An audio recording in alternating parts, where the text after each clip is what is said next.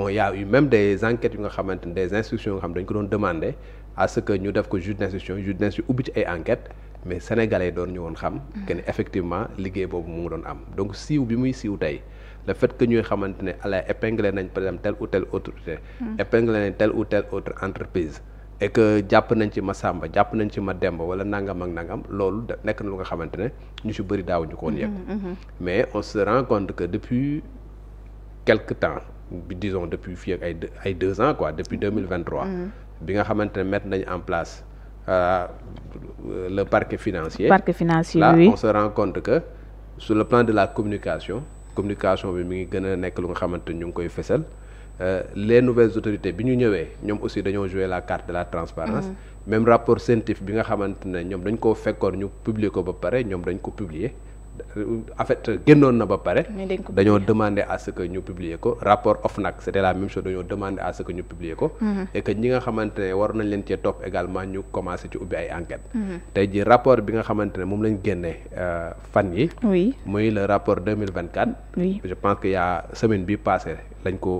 ko fësal oui mais c'est un rapport bu nga xamante ne jox nañ ko le président de la République depuis président moo njëkk a jot rapport bi président moo koy njëkk a jot jox nañ ko depuis le début de l'année xam nga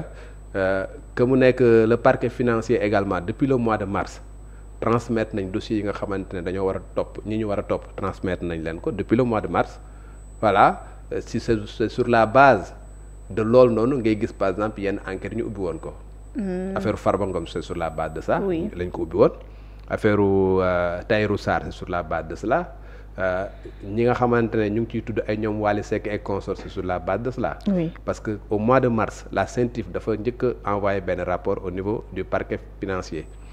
le parquet financier daa demandé l'ouverture d'informations judiciaires au niveau du juge d'instruction du pôle financier ci lañ inculpé woon les Farba Ngom et consorts placé leen sous mandat de dépôt après la CENTIF a transmis un rapport complémentaire au mois de mai c'est une demande woon nag à ce que d'autres personnes y compris ay ñoom Wally Seck et que mu nekk Wally Seck doomu Macky Sall que mu nekk doomu Amadou Ba ak ñeneen nit que ñu installé leen dans la procédure mais loolu yëpp nag dafa nekk ci rapport yi nga xamante ne tey jii CENTIF moom moo ko transmettre tey jii boo xoolee ci seen rapport ci 2024 bi 46 rapports la ñu transmettre au procureur du parquet financier voilà pour que ñu mën a topp ay nit ñu nga xamante ne am nañu ay soupçons que ni dañ def ay blanchiment de capitaux donc loolu nag wax dëgg yàlla c'est quelque chose à saluer changement am na il faut saluer cette transparence là il faut saluer cette démarche là même au niveau du parquet il faut saluer la diligence bi nga xamante ne am na pour demander des enquêtes à la section régionale à la division des investigations criminelles pour les personnes yu nga xamante ne voilà cité nañ leen pour que ñu mun leen arrêter il faut se féliciter également du fait que les juges d'instruction yi nga xamante ne ñoom ñoo war a yor dossiers yi jox nañ leen ko parce que ni ko texte bi tëggee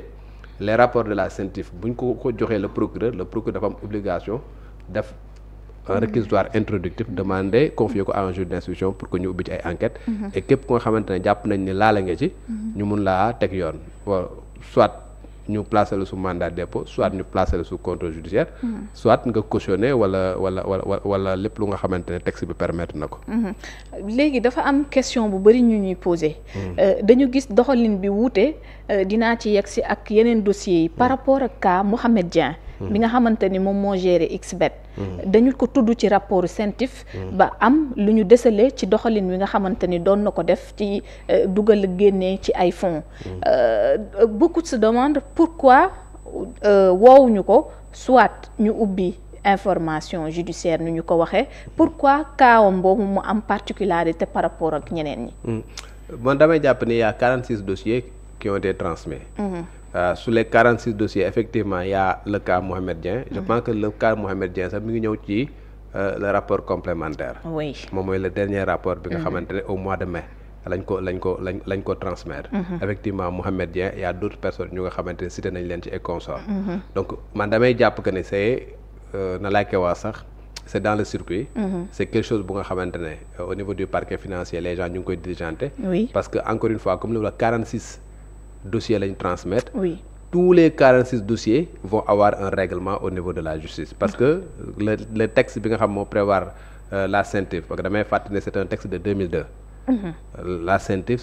c'est un texte de 2002, c'est une loi bu mettre en place la CENTIF votée depuis 2002 et c'est une loi uniforme, une loi bu nga xamante ne ñun dañ ko bokk ak pratiquement les pays de la sous-région. tey boo demee Côte d'Ivoire dafa am CENTIF, nga dem Togo dafa am CENTIF, nga dem les pays yi nga xamante dañ nekk sous-région bi yëpp dañoo am CENTIF parce que c'est une loi uniforme. C'est dans le cadre de la lutte contre le blanchiment de capitaux qu'au niveau de la CEDEAO ñu mettre en place benn lëkkaloo benn na lay koy wax sax benn organe muy GIABA. Après ku ci nekk nag ci sa pays nga daal di créer benn loi bu nga xam ne moo lay permettre pour que nga mën a xeex efficacement le blanchiment de capitaux. Boobu nag lañ créer CENTIF mu nekk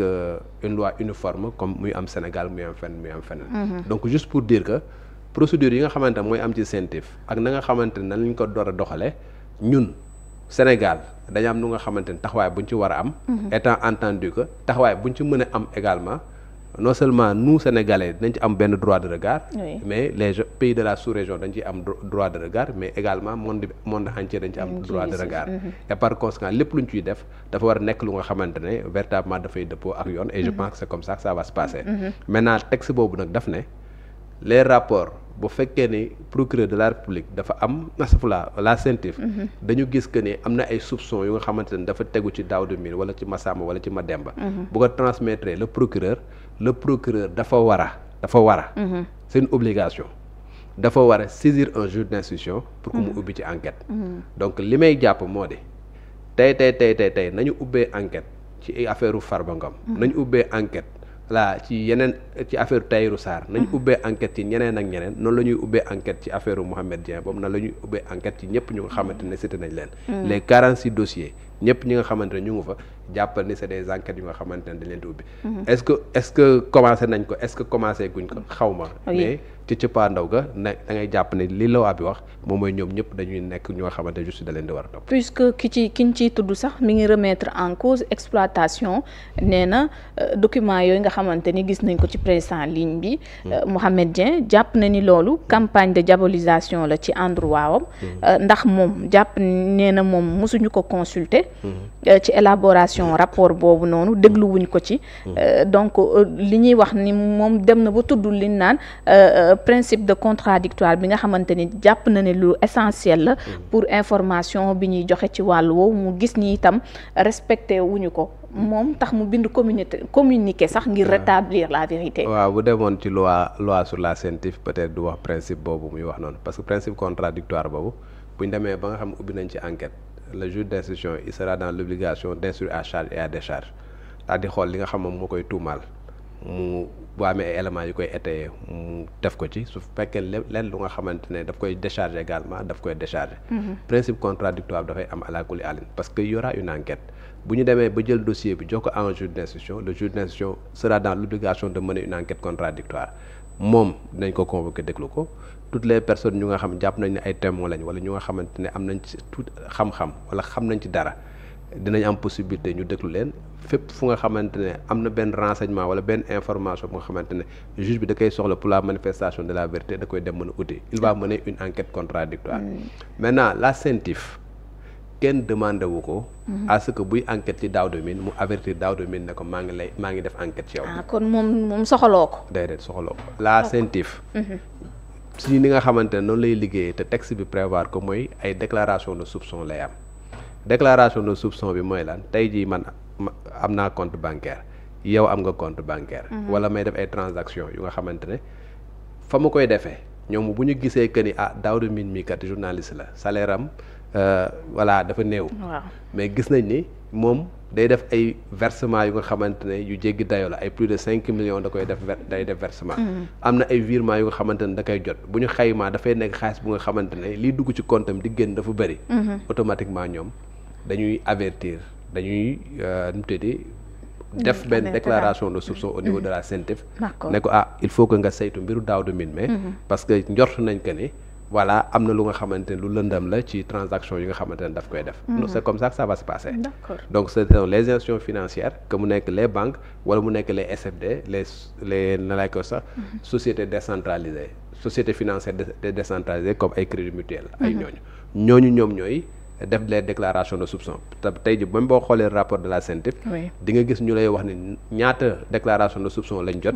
900 et poussières yu nga xamante ne jot nañ ko en 2024 di wax la ñan ñooy yi nga xamante moo jóge ci banques yi ak yeneen yu nga xamante ne dafa jógee ci institution financière décentralisée ak yeneen yu nga xamante ne yeneen kuréel international comme Tracfin par exemple xam nga ñoom ñoo koy def et sur la base de cela ñoom ñu enquête bu ñu demee ba ci biir gis ni wax dëgg yàlla xool nañ ba xool mais Daouda Mine mi kat voilà gisuñu lu nga xamante ne voilà mooy justifier flux financier boobu donc njort nañ que ni moom mi dafa nekk ci blanchiment de capitaux boobaa nag ñoom li ñuy def mooy jël dossier ba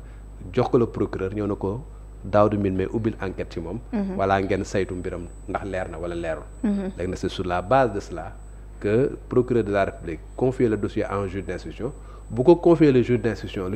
a la possibilité de faire ce qu'on appelle une délégation judiciaire daal di demander à la DIC xam nga mu defal ko enquête sur affaire boobu bu boobaa nag lañ koy convoquer au niveau de la division des investigations criminelles daal di koy déglu buñ ko dégloo ba pare mu apporter ses éléments de preuve su fekkee ne am nañ lenn lu nga xam daf ciy lënt wala ñu am ay soupçons le juge d'instruction mën na demander ñu garder ko à vue buñ ko garder à vue ba pare buñ ko defee indi ko moom bu boobaa mën na ko placer sous mandat de dépôt wala mën na ko placer sous contrôle judiciaire gisoo ni fan yëpp gis nga ñu nga xamante ne ay rapport scientifique waa DIC arrêté na leen garder à vue wala waa section de recherche procédure bi loolu la donc tey wax ni par exemple voilà c'est pas contradictoire bokkul par exemple comme